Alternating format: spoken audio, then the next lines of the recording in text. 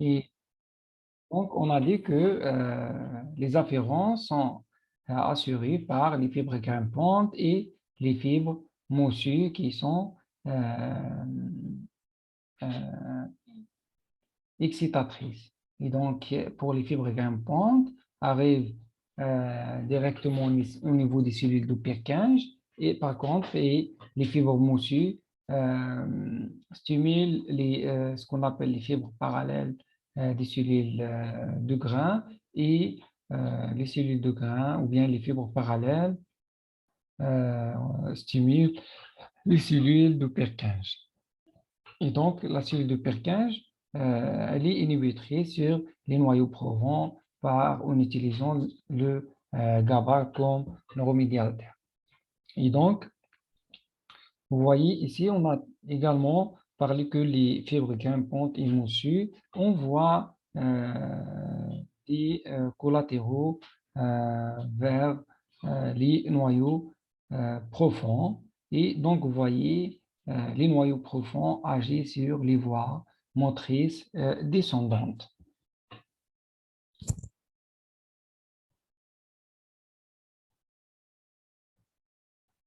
Donc, vous voyez ici un petit peu c'est-à-dire d'électrophysiologie. Et donc,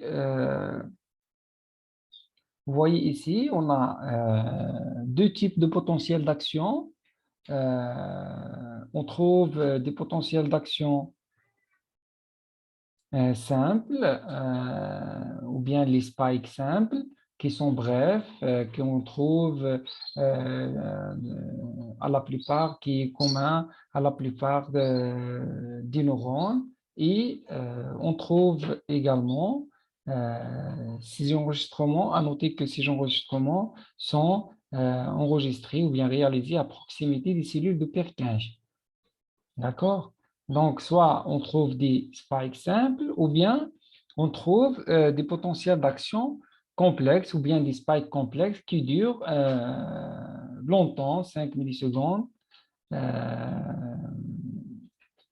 et qui sont moins fréquents et ils sont caractéristiques de la cellule de Purkinje que vous voyez donc ici, ça dure à peu près 5 millisecondes et là où il y a plusieurs spikes ou bien complexes spikes.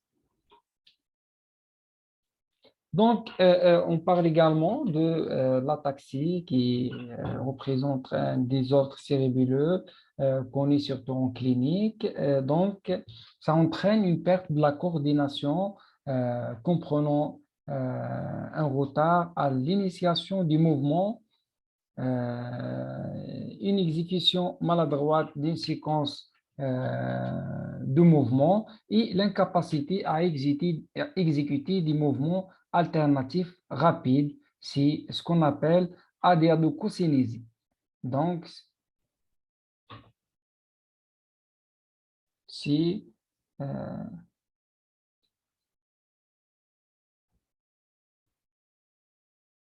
est-ce que vous voyez, je vous partage encore.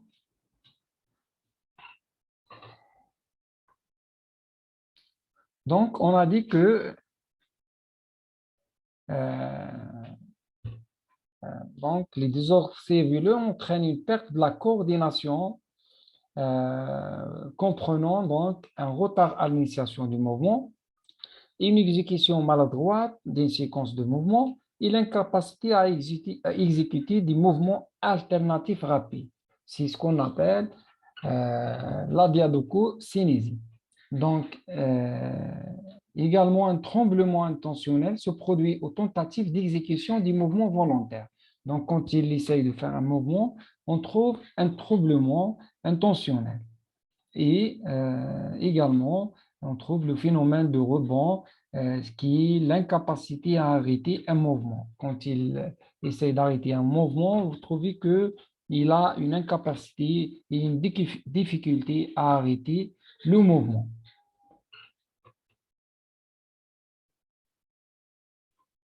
Et donc, merci de votre attention. C'est ça pour le cervelet, donc les différentes rôle du cervelet, surtout, c'est-à-dire les différentes parties avec les fonctions de chaque partie du cervelet. Donc, est-ce qu'il y a des questions pour le cervelet?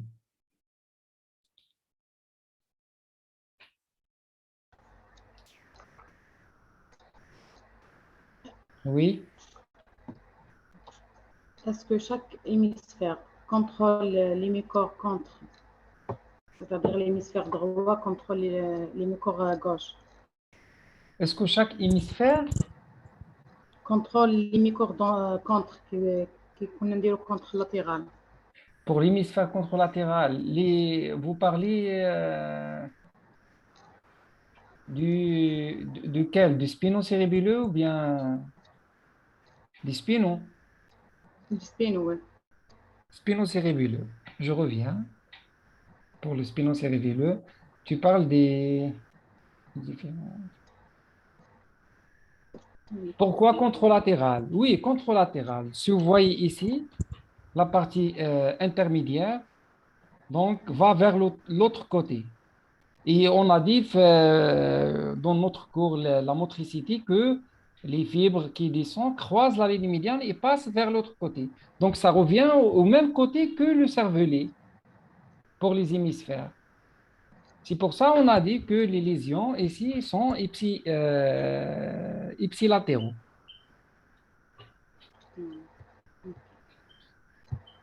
D'accord? C'est ça? Non?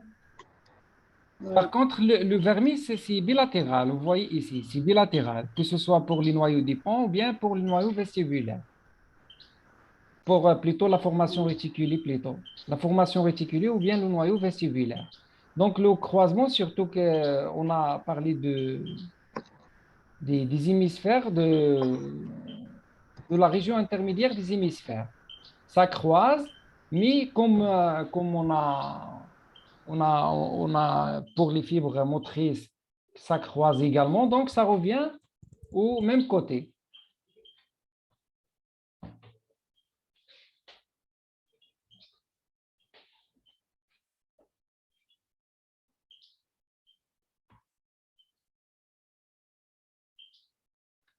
D'autres questions?